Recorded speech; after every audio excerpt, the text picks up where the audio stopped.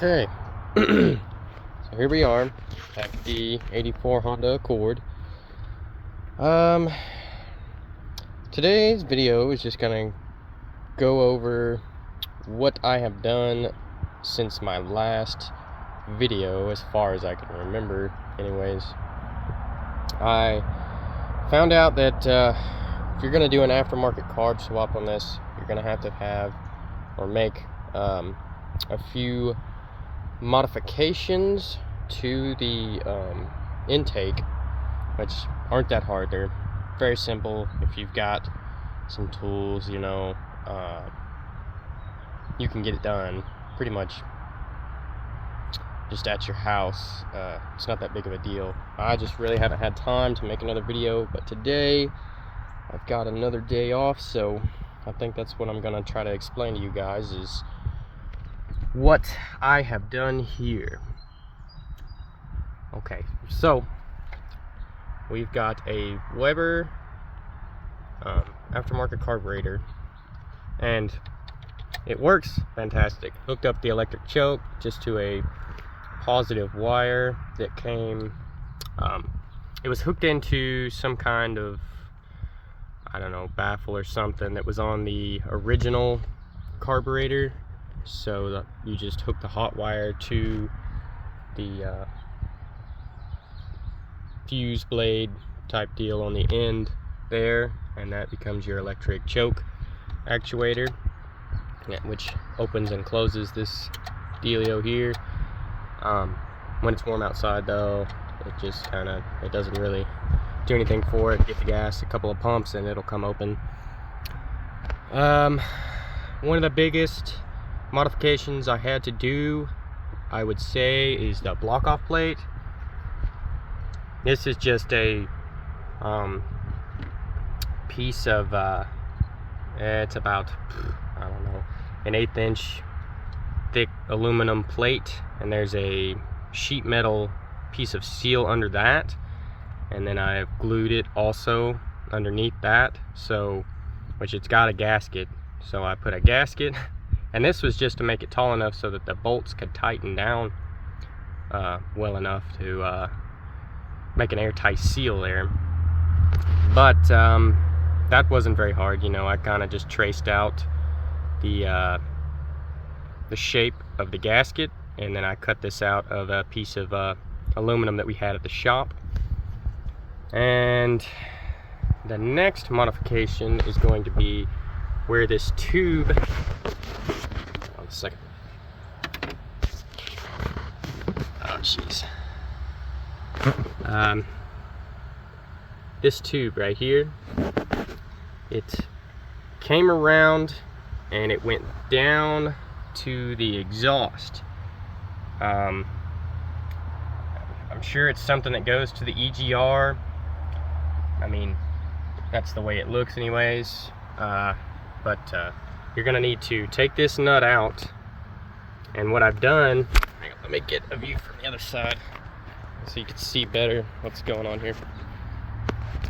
See that? I have welded the end of it closed, so yeah, and you just close that up so it's not sucking any air. Close this off so it doesn't suck any air. I had some problems with my thermostat. It was all gunked up and closed shut, so took it out. I've just left it out at this point. I've got one ordered. I put in a mechanical style temp gauge because the one on the dash is not working, but this one works. It works very well. You can get this at the Advanced Auto Parts or whatever. It comes with all the fittings. Comes with a bunch of different fittings, but you need to find the right ones with the right thread. Don't just thread in anything because it will leak. My next problem is this other tube.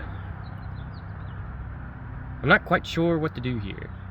I think I'm just gonna, once I get at the shop and I can do more with it, I'm gonna take it off down there at the exhaust and weld that nut shut like I did on the intake. Just weld it shut like I did this one, but on the exhaust side, because you don't need this. This goes to the old, this is something that hooks up to the old carburetor. it runs without having it hooked up, so, and it doesn't push any air out. I'm not sure exactly. I'd say this is some kind of, I mean, it's vacuum operated, but I'm sure when it pulls vacuum, it opens a door in there, which allows exhaust to flow out the end of this thing. I don't know what for. Something to go into the old carburetor. I guess it exhaust gases or something. I'm not really 100% sure, but it makes the old carburetor run somehow. I'm sure it's to heat it up, which this intake it's water heated, so these lines, they run to the back of the intake. There's one on the other side where it goes out, but it helps heat up the intake so that it doesn't run like shit in the winter. I mean, it will. All carbureted vehicles will run like crap in the winter just because, at first start anyways. And then we've got, what else did I do? You know, I rigged up my throttle cable so that it works. Got the spring attached so it'll draw back without sticking forward. I had it stick a couple of times. That was interesting. Pretty freaking scary if you ask me. Did not like that. Just stuck wide open, and then I realized that I hadn't put the kickback spring on it so that it pulls the throttle back instead of staying. It was going forward and getting stuck, and it's just like, what? I mean, that's great and all, but I don't want to blow it up first thing. Nextly, I've got some squealing noise going on. I'm gonna say probably something. It sounds like it's coming from the timing. It may just be the water pump. I can't really tell you. It's gonna do me some good to get this thing into the shop, which it runs now. So that's gonna be easy. Now, one thing I do want to go over, something I have had trouble with, and this is what it's took me so long to make another video, is I've had trouble getting fuel up to the carburetor. Now, I couldn't figure out what the hell was going on. And I took the fuel lines off at the back. On these models, you can just take the rear wheel off, and there's like a sediment bowl that the gas runs from the tank down into this bowl, and you know, it kind of fills it up, and then it runs along the driver's door up through the firewall and into the engine bay. I checked all that fuel line, no rusted, no rotty, nothing like that. Took the fuel pump off. The fuel pump is right here under your driver's side door. I took it off because I had to replace it at some point, and I was thinking maybe that was it. Well, I took it off, put a different one on, and that did not work. So I was like, huh. Well, I got to reading in the manual, and there is a fuel pump shutoff relay just inside here, guys. Now, this shutoff relay, it's a 4-prong relay. Now, everywhere I've looked, they sell the 3 prongs. The 3-prong will not work, guys. So, now, I remembered, I thought that I had an issue with this before, but it ended up being the pump had actually went out before. So I had already ordered another 4-prong fuel pump shutoff relay.